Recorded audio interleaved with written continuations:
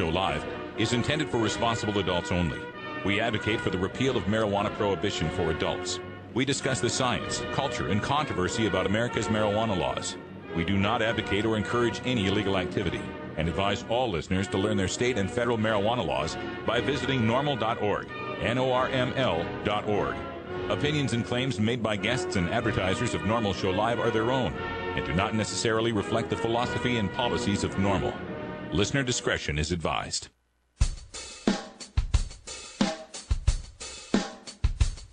You take a seed, you plant it, you grow it, you dry it, you roll it, you smoke it. You take a seed, you plant it, you grow it, you dry it, you roll it, you smoke it, and it goes down smooth. Hey! Spanning the continent to bring you the truth about cannabis and marijuana law reform. I smoke pot and I like it a lot. From the promise of legalization. And I think we need to rethink and decriminalize our marijuana laws. To the agony of prohibition. One major responsibility is to encourage people to use less drugs. The National Organization for the Reform of Marijuana Laws presents NORML Show Live, Marijuana Nation. Now, here's your host, NORML's Outreach Coordinator, Radical Russ Belville. Good day, tokers and tokets, and welcome. It is Tuesday, January 17th, 2012, and it's got to be 420 somewhere in the world. Welcome to the show. We are so glad that you could make it here, and we hope you're telling your friends all about NORML Show Live and the NORML Network. We want to build this network and make it the home for the cannabis community, so thank you for being a part of that. Also joining us from our virtual studio in beautiful Astoria, Oregon, is my good friend, our senior news editor, Cannabis Carrie. Hello, Russ. Hello, full studio. Oh, yeah, we've got a full studio today. I got to get all these intros. First of all, sitting to my right here in the co-host chair, we got Ganja John. What's up, everybody? Oh, we got to get Ganja John on mic, though. We gotta help. Yeah, we got to make that happen. What's up, everybody? How you doing, Russ? Doing really good. You had a birthday party last night? I did. My wife had her 26th birthday, so I spent all day getting ready for that, and it was a hit. Oh, my gosh. You guys are all so young. 26. Yeah. My goodness. All right. At the end of the table, we got Wiz Kaliko hanging out here. How you doing, Wiz? Hey, doing pretty good. Glad to be back. Yeah, good to see you here. Good to see you here. We've also got in studio Todd for Todd's Toker Topics. He's going to be joining us later today. Hello. Hey, what's your topic for today, Todd? Appearances. Appearances can be deceiving, I understand. All right, we'll get to that and more on today's show. But first, after the first break, we do our hemp headlines with Cannabis Carrie. So, Carrie, what do we have in the news today? Well, today there is a new state that introduced a medical marijuana legislation bill today. I'll tell you which state that is. Also, something that we talk about a lot here on the show, some more PTSD study information that I want to give to our listeners. And first up, if you're making some travel plans, you better check your criminal records. That all coming up on the hemp headlines today. Yep, I'm going to follow that up with a story that's going all around the internet right now. You remember us telling you about drug testing for welfare? Well, karma can be a real bitch, and we're going to tell you all about that. Also on today's show, it's Electric Tuesday, so we've got some new electronica music, something kind of trancy for today's show, the Elixir for Sunsets.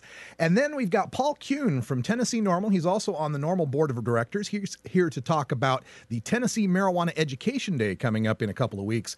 And, of course, Todd's Toker Topic and a radical rant for me. We're going to talk a little bit about drug testing and why it is so wrong for this country and how it doesn't even achieve its stated goals of reducing workplace dangers or increasing workplace productivity. We've got that and more coming up on today's NORML Show Live, followed by an hour of Toker Talk Radio at 5 o'clock Pacific, where you can call in at 971-533-7111 to make your voice heard and be a part of the Marijuana Nation.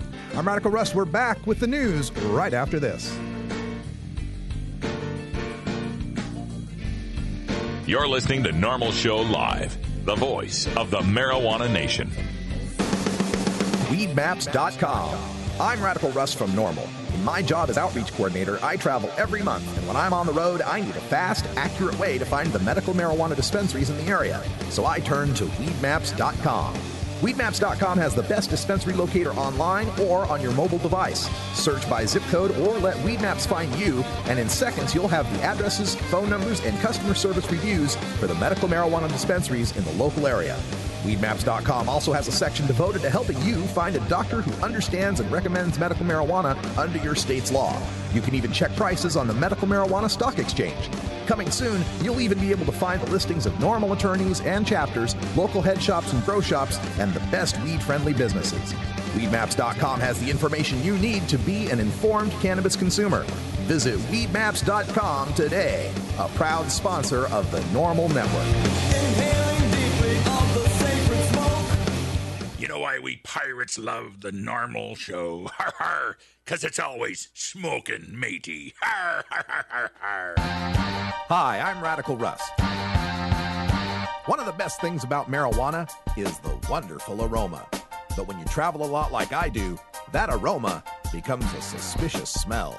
That's why I endorse stealth-products.com, the leaders in smell-proof containers.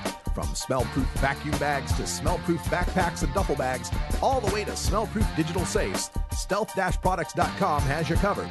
Stealth-products.com brings you safe, secure, odorless layers of protection with activated carbon fiber. Backpacks and duffel bags are simple black so as not to attract attention with a logo or flashy design. Now, nothing is perfectly odor controlled from the detection of drug dogs, but with proper vigilance, containers from stealth-products.com will help you avoid nosy humans. You're now listening to Illit Beats. Stealth-products.com. Stealth-products.com.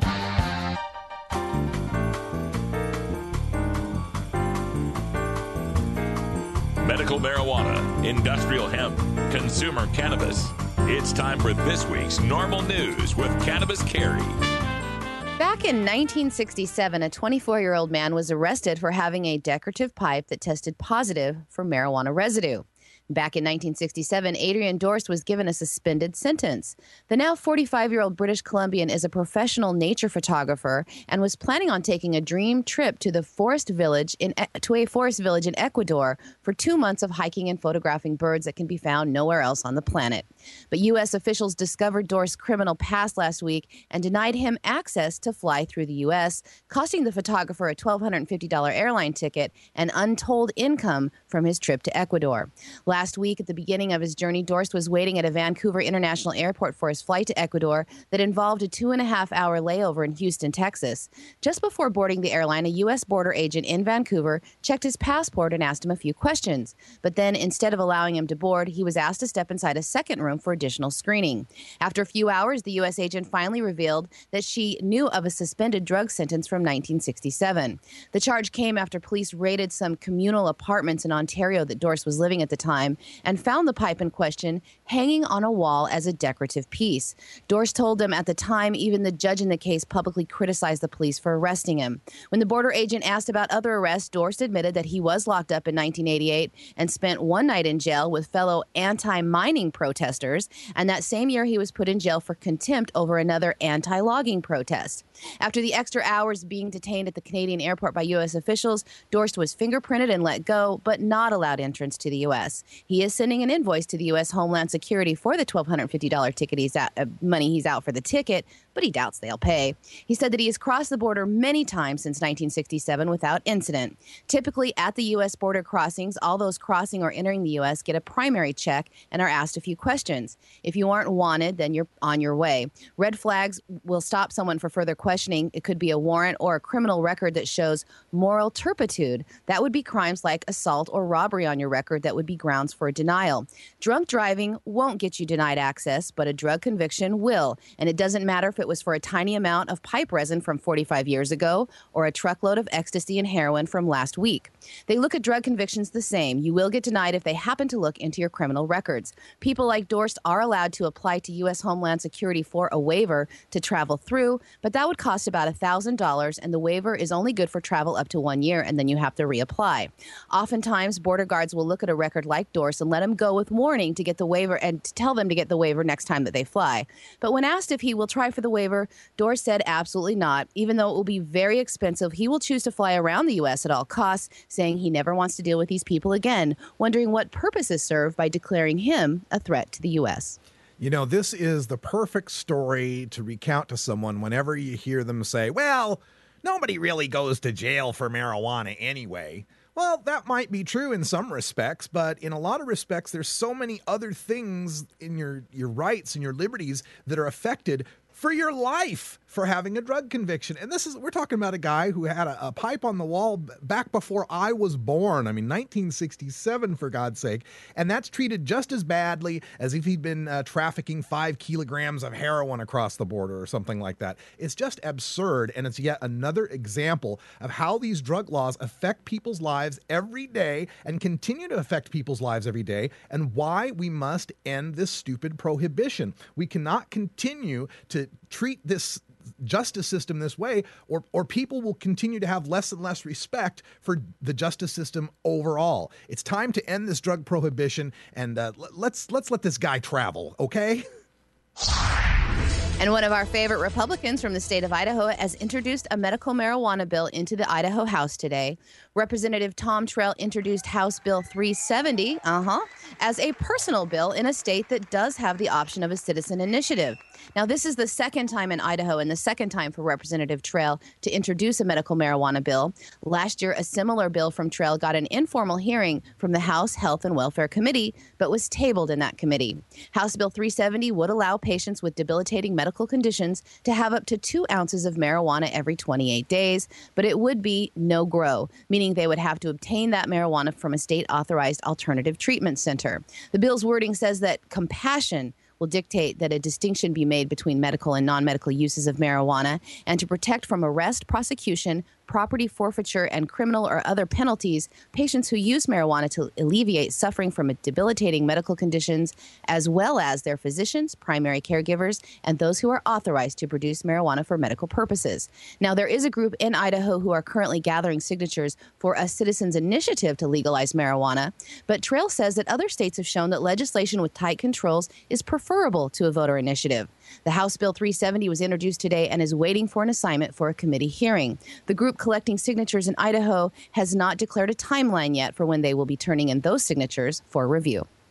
You know, there's something very telling in Representative Trail's statement there, where he said it's preferable to have tightly controlled legislation than a voter initiative. And the reason why is because when voter initiatives get passed, they tend to be better as far as medical marijuana patients are concerned. I mean, here we've got them talking about making Idaho another one of yet another no home grow state for medical cannabis. I think we've got 4 now. That would make them the 5th.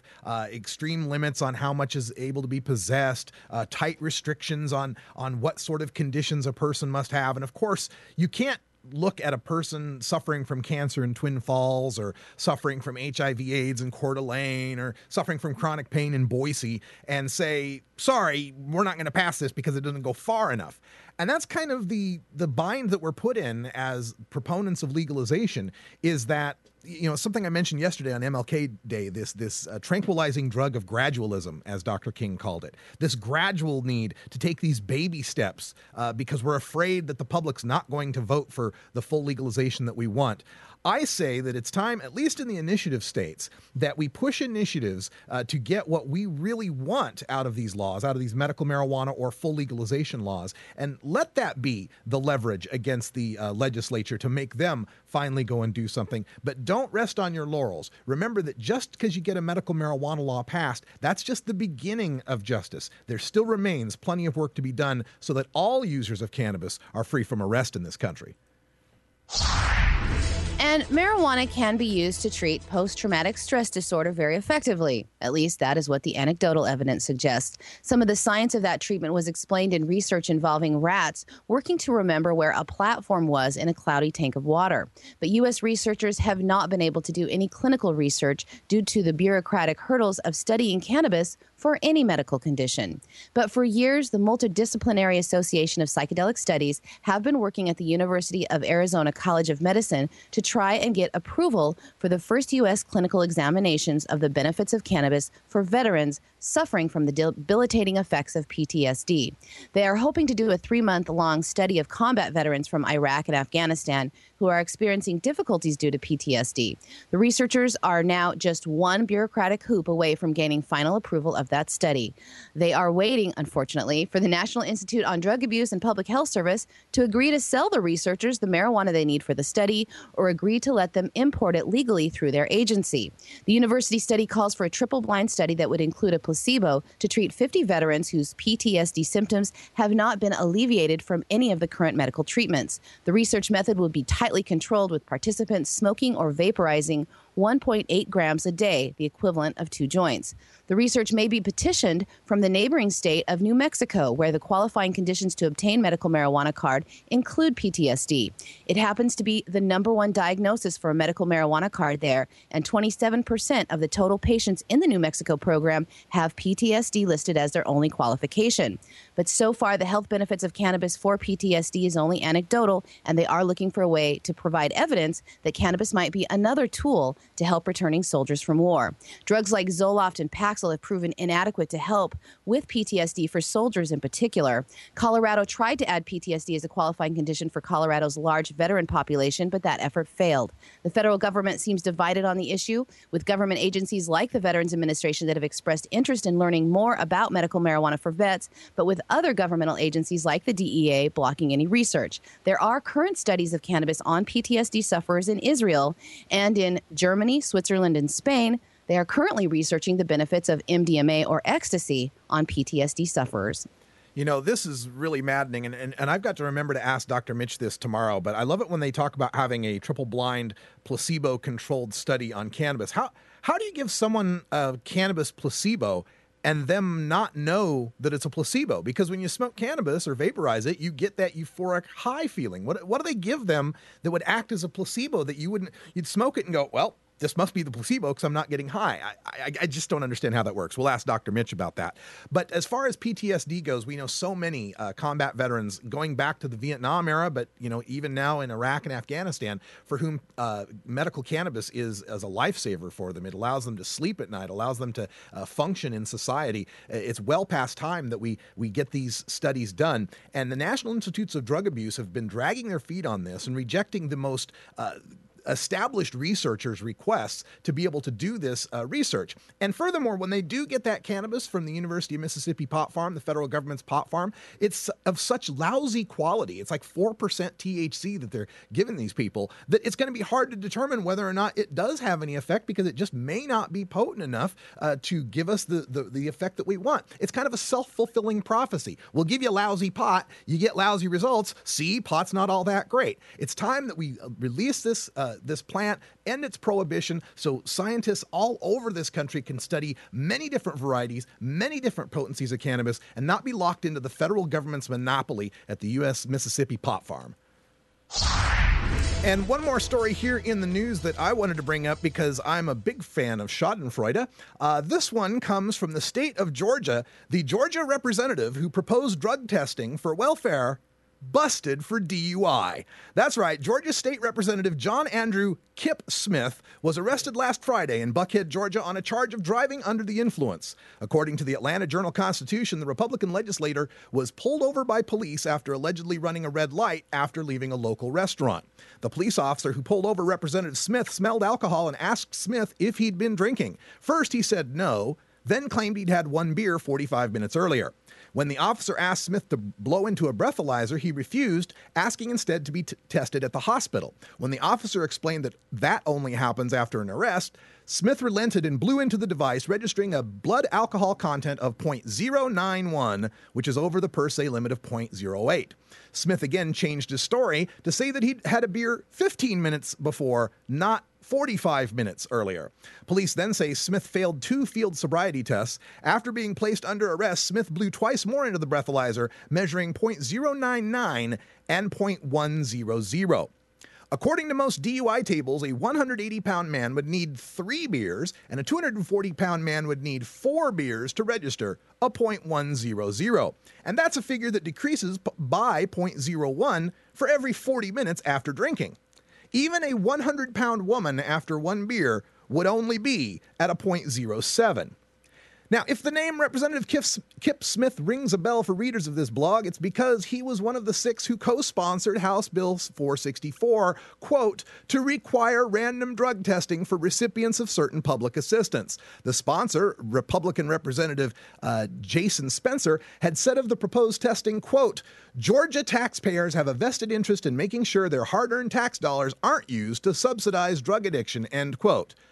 Wait. Aren't hard-earned Georgia tax dollars paying Representative Smith's salary? What will Georgians think of subsidizing drunk drivers who lie to the police? Or is drug addiction only reprehensible when it's poor people using non-liquid drugs? I think that's only the poor people. You almost did it there. Almost made it. 1 second to go, man. Missed it by that much. Let's take a break. Be right back after this. It's 20 after the hour, and we have to take a short break, if you know what I mean. Please support these sponsors who support NORML Show Live. Oh, have you ever met that funny reefer man? A reefer man. Have you ever met that funny reefer man? A reefer man. If he said he swam to China, he would sell you South Carolina. Then you know you're talking to that reefer man.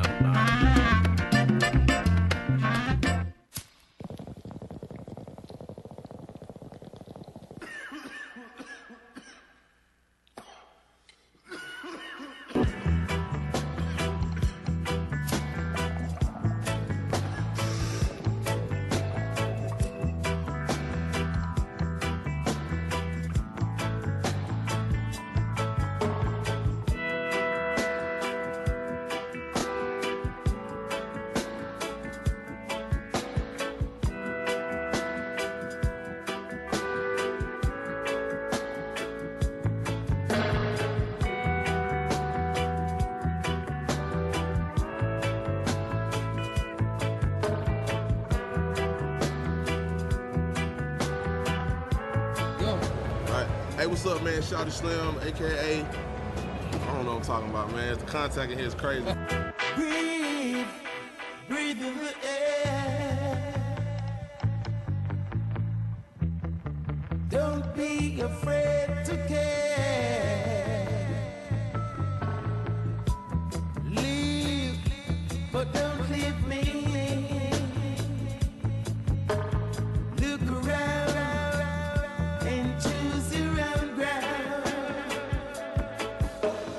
Long you live, the higher you fly, the smile you give, the tears you cry. All you touch and all you see is all your life will ever be. Run, rabbit, run.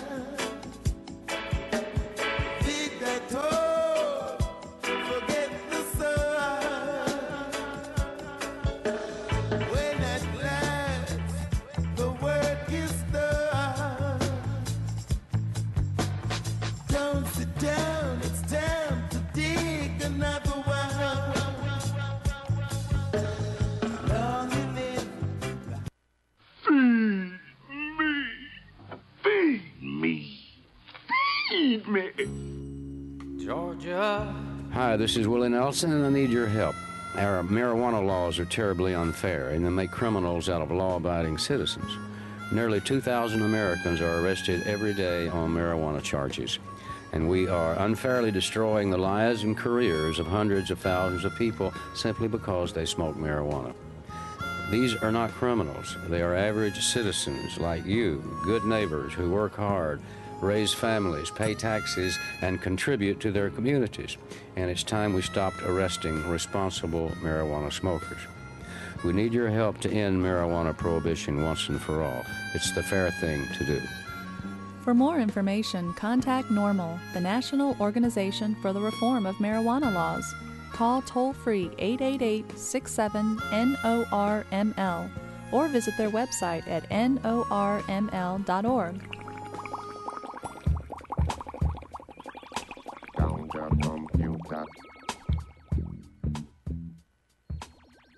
It's time for your daily Toker Tunes, the best in 420 friendly music from all genres that uplifts, entertains, and informs the public. Today we bring you tunes for Electric Tuesday, our segment featuring the best of modern electric music in the genres of dance, new age, house, and experimental. If you'd like to submit your song to be played on Normal Show Live, send it to us at stash@normal.org. Now here's some more great independent marijuana music for today's Daily Toker Tunes. All right, well, today for Electric Tuesday, I thought we'd take a little trip to the Buddha Cafe. This album and its successor, Buddha Cafe 2, collect some of the best trance music from the web. And today's song is from a producer called Phobos, which is one of the moons of the planet Mars, I believe, isn't it? I think so. Phobos? I gotta is find that a Martian moon? It's the one that looks like a potato, I believe. Oh, it's the potato moon. It's a potato-looking moon. Right. So this with a PH. Yeah. That's right. Phobos, one of the. I'm sure there's a Greek god that's named after. I forget which one. Phobos, Deimos, whatever. Yeah. But here we go. This is Elixir for Sunsets, which kind of sounds like a good description of hash oil, actually. Here's hoping you get to enjoy a little elixir and a beautiful sunset sometime soon. That's Sub Cool's next strain. That's right. This is Phobos with Elixir for Sunsets.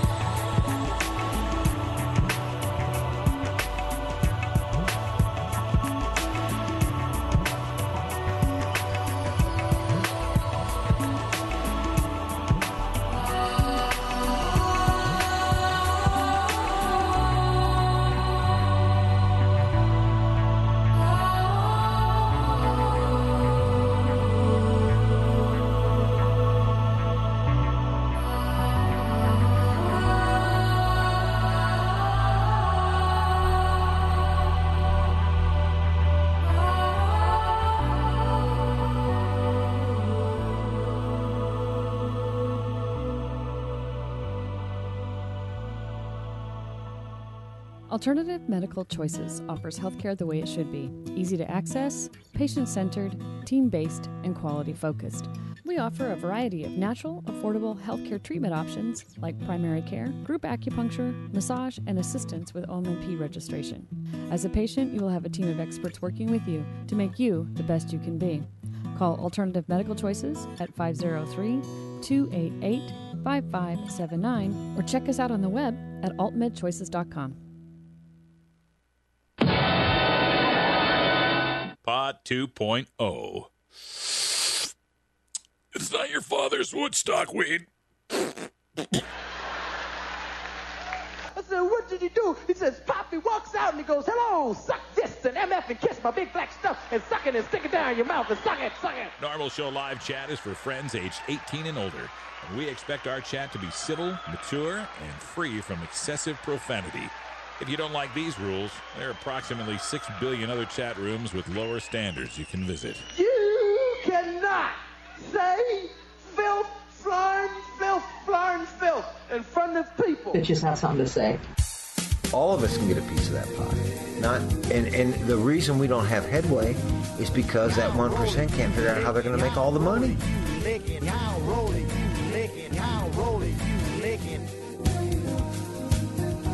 It just have something to say. Your Sunday morning and Wednesday evening pot and politics immediately following Danny Danko's Free Weed here on The Libra Lounge.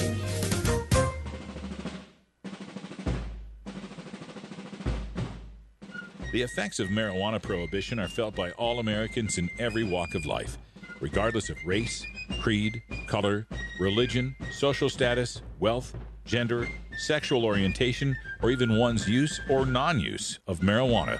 As the marijuana smokers lobby, NORML hears the stories of these average Americans and brings them to the attention of our policymakers and our fellow citizens in this segment we call NORML Newsmakers. Welcome back, everyone. 32 after the hour. We are joined by Paul Kuhn, who's a member of the Tennessee NORML and a member of the NORML Board of Directors, in addition to his great work on civil liberties law and all the other things you're doing. Paul, welcome back to the show.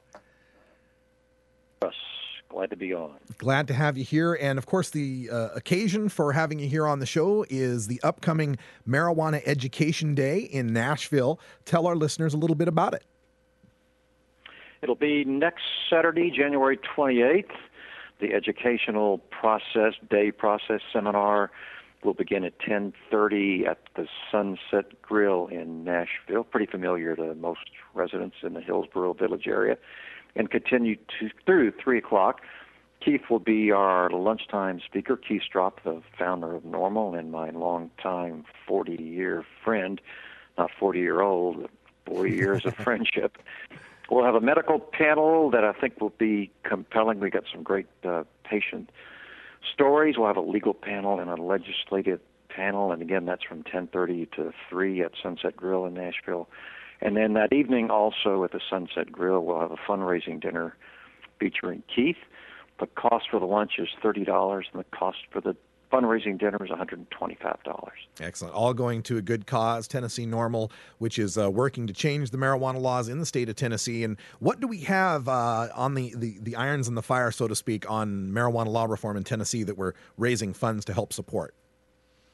Well, it's more educational, not just the day, but also the process for us of educating citizens and legislators.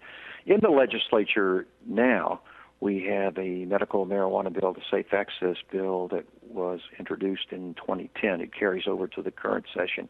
It went much farther than anyone expected. We even had the only position in the legislature, a Republican, small-town Republican, who said he was going to oppose the bill, and then after talking to patients, God bless him, decided he wouldn't oppose it. I can't really recall if he voted for it, but he was moved by the patients' experience.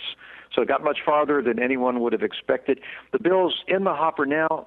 We're not sure whether we'll actually push for a vote. There was a big shift towards the Republican Party in the last election. They now dominate, they hold the governorship and dominate both the Senate and the House. So we've probably got a lot more education to do before we begin to push that bill. The governor has proposed some changes to the criminal justice laws in this state to make them more efficient, more economical, and we hope we can maybe get a decrim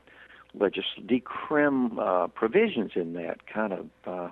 I guess you can't sneak it in, but it wouldn't have to be its own bill if we can get to enough legislators to consider that, because it's our southern neighbor Mississippi, which decriminalized marijuana in the 1970s. They showed us you can save millions of dollars and keep a lot of people out of the criminal justice system who don't belong there. You know, I know when people think of Tennessee, if they're not from the area, they must think, wow, you know, in the South, got to be hard to change laws there. There's probably not a lot of public support. What's your take of the pulse of the public support for these reforms? Well, you know, you look at the national statistics or the regional data from the national statistics, and support for medical is strong throughout the country, including the South. My guess is we've got about 65 to 75%. We did have a legislator a couple of years ago in rural East Tennessee, which is very conservative, put a poll in one of his newsletters, and it came back with a majority favoring medical marijuana. So he said, well, his constituents were just misinformed. Of course, it's he who is misinformed. So medical, we know we've got the support of a strong majority, but we still got to work on the legislators who kind of don't realize that. And on legalization, it's less than a majority. It's probably the lowest section of the country, but like every place else, it's moving up from teens to 20s to 30s. My guess is we're in the 30s to 40s here for outright legalization, but there's just no doubt the issue is moving all across the country. Well, that area of the country as well, Kentucky, Tennessee, both are known for quite a bit of marijuana growing, and their statistics as far as their use of marijuana don't seem to be that different from other areas of the country. So politically speaking, what is it going to take to push these legislators over the edge and want to be on our side of the issue, or at least not in opposition to us? Well, I think it's going to take their hearing from constituents. That's really what it always takes, and we just got to get better organized to do that. I think the potential is certainly there. Both Kentucky and Tennessee, marijuana is the largest cash crop, so golly, it kind of makes sense to regulate it and tax it. And there's a long history of growing marijuana here, particularly in Kentucky, that goes back to the days when the government was encouraging farmers to grow it for hemp. Although they later, as you know, they later denied that ever took place, but they sure did. So there's that, and there's also the fact, Russ, that these were big tobacco growing states, and that tobacco crop has been dwindling. So it's a way to give farmers a replacement for the tobacco, for which the demand happily is dying, just like the tobacco smokers are dying off. And we're speaking with Paul Kuhn from the NORML Board of Directors, also with Tennessee NORML, and we're preparing for the Marijuana Education Day that'll be taking place Saturday, January 28th. What's the time again? Time for the daytime session, which is morning to afternoon, 10:30 to 3 p.m., and then the evening dinner will be 7 p.m., Sunset Grill in Nashville. All right. And is there website information where people could get maps or any more information? We need to do, that's one thing in organizational-wise. We're working on our website, but it's not really up and operating yet. I'd say the best way to get information is just email Tennessee NORML, TNNORML, @gmail.com. Okay, Tennessee NORML. NORML. Yeah, TN, the abbreviation for Tennessee. NORML @gmail.com. Yeah, right, all right. We'll get that information out to our chat room and to the people on the blogs that might want to follow up with this. The subject of today's show, Paul, I'm going to be talking a little bit later about drug testing. And one of the things we've heard going around, proposed in many states, is this idea of drug testing recipients of state assistance benefits, welfare, temporary assistance to needy families, and so forth. Is there anything like that brewing in the Tennessee legislature? Regrettably, there is. Our lieutenant governor, who is also, I guess he's Speaker of the Senate, has proposed, in fact, there was an editorial or an article on this today, Russ, and I thought about it right again. He said anyone who receives government benefits, and he didn't make it state, he just said government benefits should be drug tested. I thought, wow, I'm on Social Security. Does that mean I should be drug tested? And he's getting government benefits, of course. It's his salary from the government.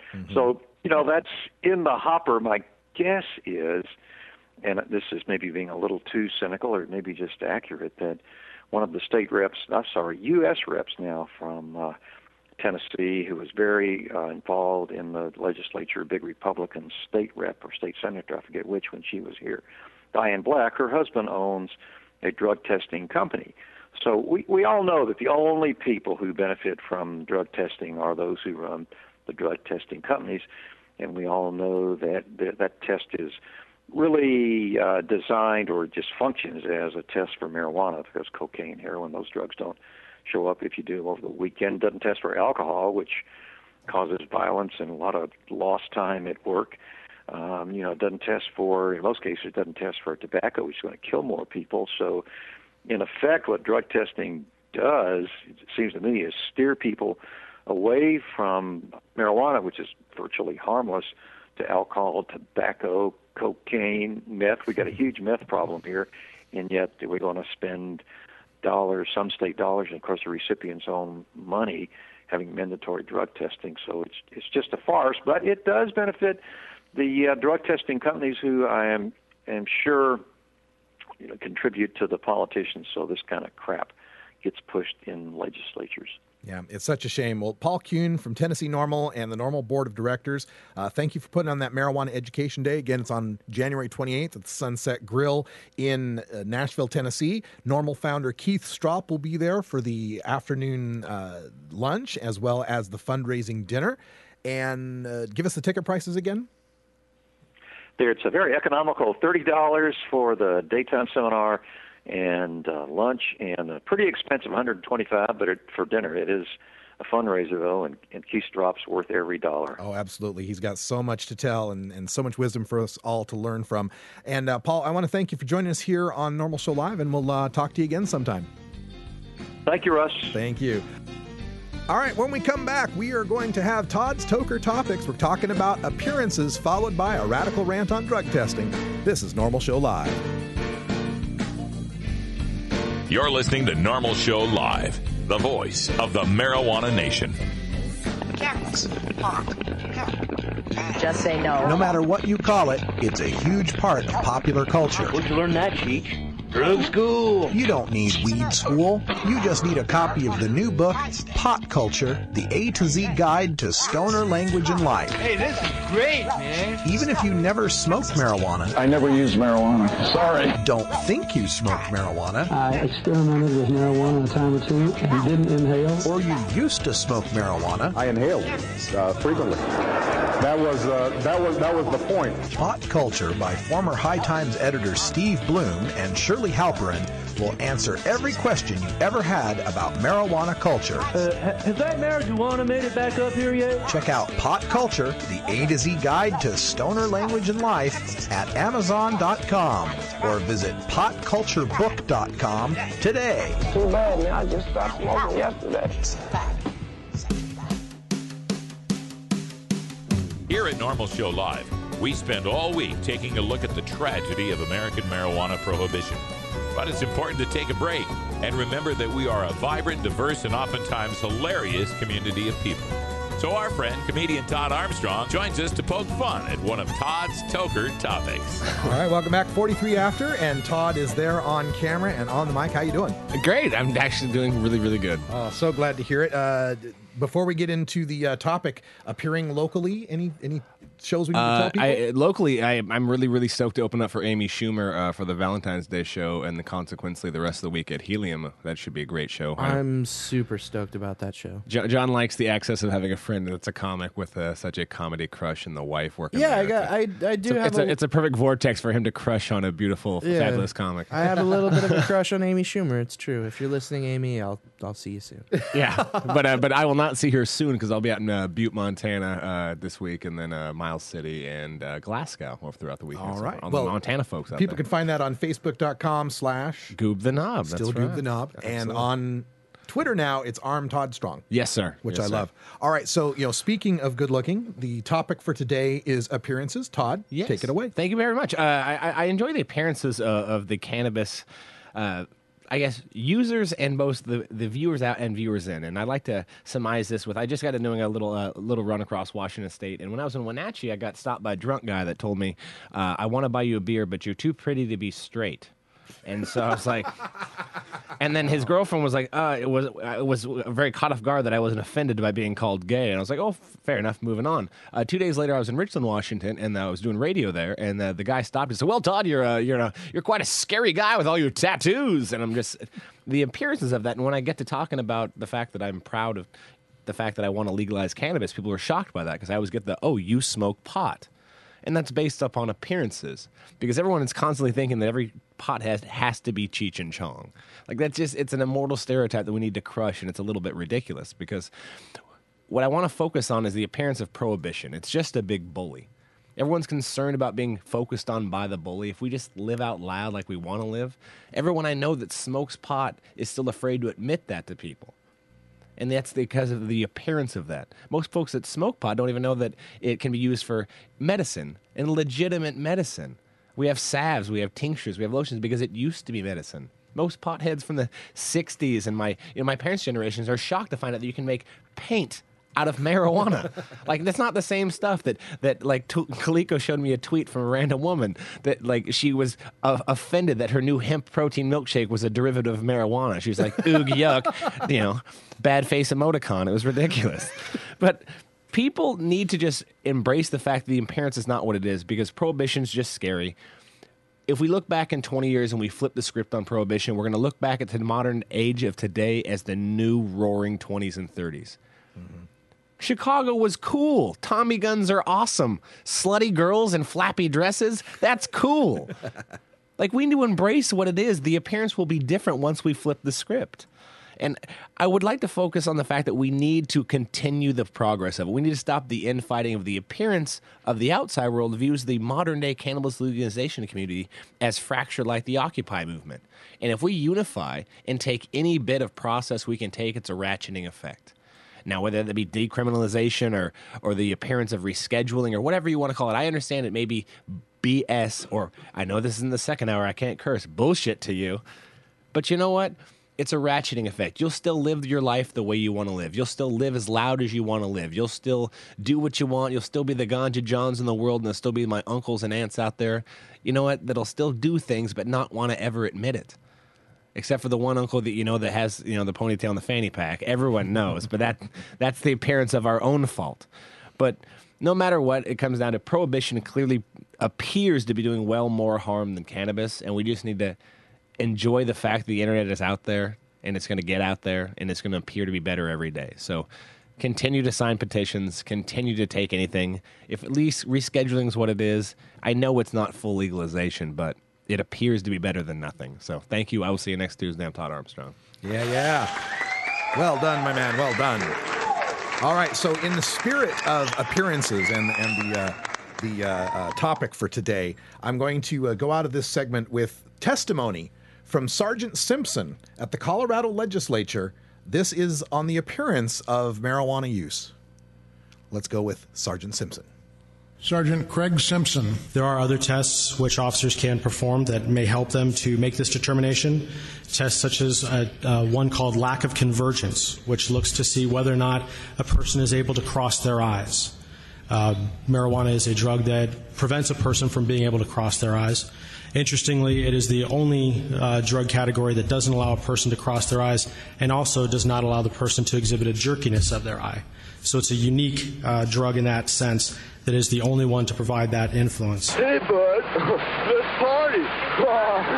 The law offices of Omar Figueroa would like to remind you to stand up for your rights. Please do not give up your precious liberties. There's nothing wrong with standing up for our constitutional rights, and in fact, it's the only way to honor the Constitution that recognizes our natural rights.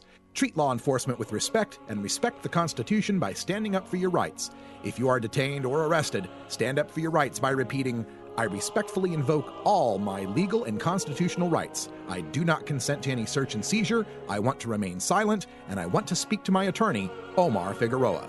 Omar Figueroa has more than a decade of experience in federal and California courts and graduated from Yale University, Stanford Law School, and Trial Lawyers College. Please contact the law offices of Omar Figueroa at 415-489-0420 or 707-829-0215 or on the web at www.omarfigueroa.com. You want answers? I'm as mad as hell, and I'm not going to take this anymore. You want answers? You have offended my family. I think I'm entitled. You want answers? I want the truth. And you have offended a Shaolin temple. You can't handle the truth. Surely you can't be serious. I am serious. And don't call me Shirley. Radical rant.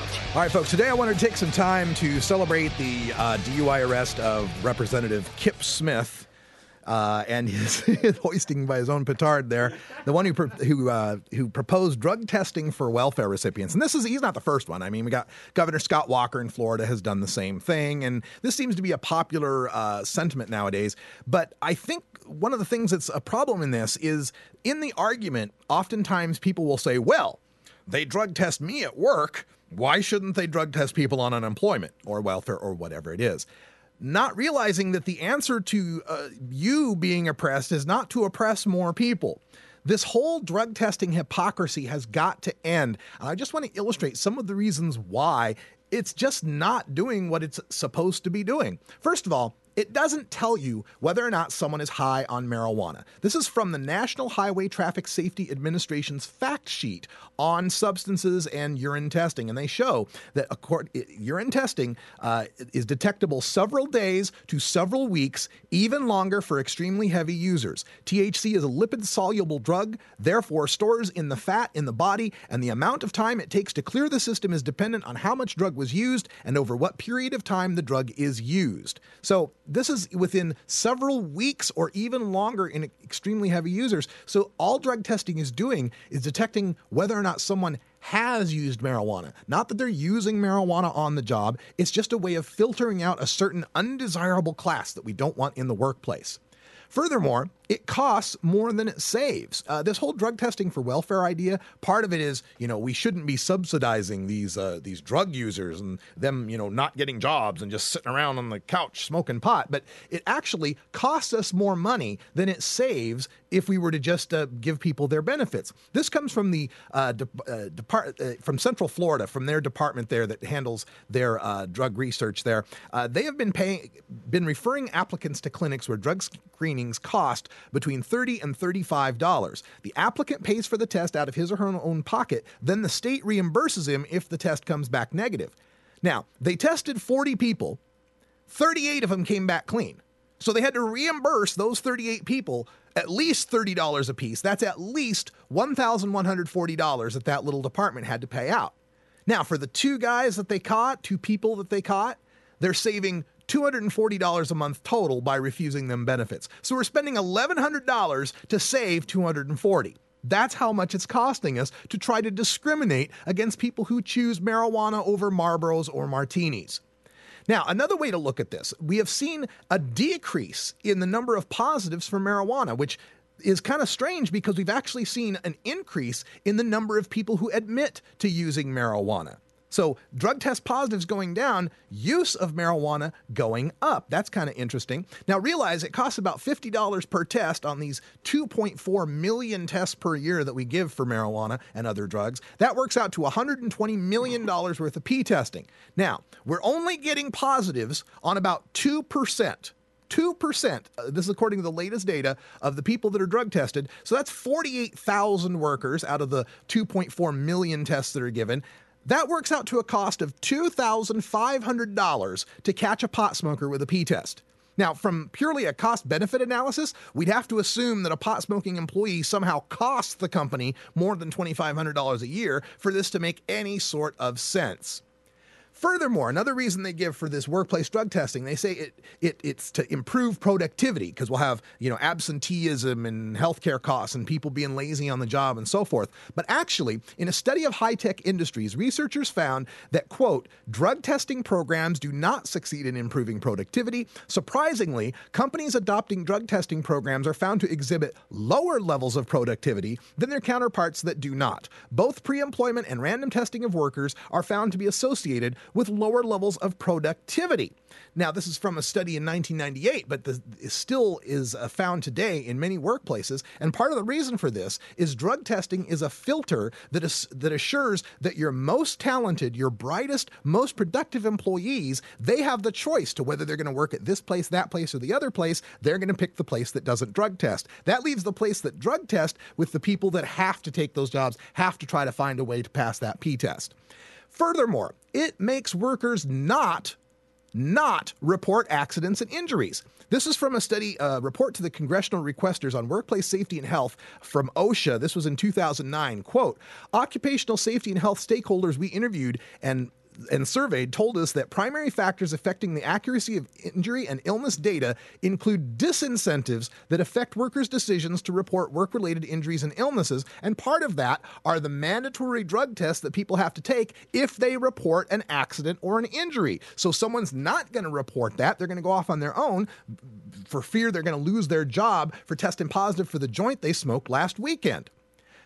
As we continue, it is a flawed system, drug testing. It is a flawed system with false positives that can impact lives. This is a story from just last year. In Jameson Hospital, where Isabella Rodriguez was born on April 27th, they had a policy of drug testing expectant mothers' urine for illegal drugs and reporting those results to child services without any other evidence that this baby was in danger or the mother was abusive in any sort of way. Unfortunately for the parents of this little baby, the mom, Elizabeth, had eaten a poppy seed bagel, which was enough poppy seed to turn up positive for opiates in her drug test. Her child was taken away from her. Her 3-day-old girl was taken from her and put in foster care for 5 days before they worked out this problem. Drug testing impacts innocent families, innocent children. And it discriminates against safer marijuana versus toxic alcohol and pharmaceuticals. This is from the effects of substance use on workplace injuries for the Center for Health Safety in the Workplace, a RAND Corporation study. Although most laws concerning drug testing are at the state level, federal law must be considered when employees do test for alcohol. The Americans with Disabilities Act protects individuals with disabilities from discrimination in the workplace, including alcoholism. Individuals with current alcohol-induced impairments and past alcohol problems are covered under the Americans with Disability Act. Thus, applicants cannot be tested or questioned about alcohol use disorders until after a job offer has been made. And even then, the law restricts when and under what conditions employees may be tested for alcohol use and other alcohol use disorders. Moreover, employment decisions, particularly negative ones, cannot be based on these test results unless the employer can establish impairment caused by alcohol use. On the other hand, use of illegal drugs, such as marijuana, and the drug use disorders associated with such use are not covered under the Americans with Disability Act. So you can be an alcoholic lush and they cannot use an alcohol test against you in employment or employment-related decisions. But if you smoked a joint on the weekend, that can come back and bite you in the ass the next Friday and cost you your job. And finally, it ignores the biggest drug problem in the workplace, opiates. Random positives for oxycodone are almost twice as great, and post-accident positives for oxycodone are 3 times greater than pre-employment positives for oxycodone, which suggests that pre-employment screens don't work very well at keeping oxycodone abusers out of the workplace. It's time to end this Euromancy, this drug testing industrial complex that we've got set up here that is ruining lives, ruining careers, ruining academic careers, and tearing apart families. It's unscientific, it's inaccurate, it's discriminatory, and it must stop now. I'm Radical Russ. Thanks for joining us for Ganja John, Wiz Khalifa, Todd Armstrong, and Cannabis Carey. We'll be back tomorrow with more news and interviews you can use. And until next time, take care of each other, tokers.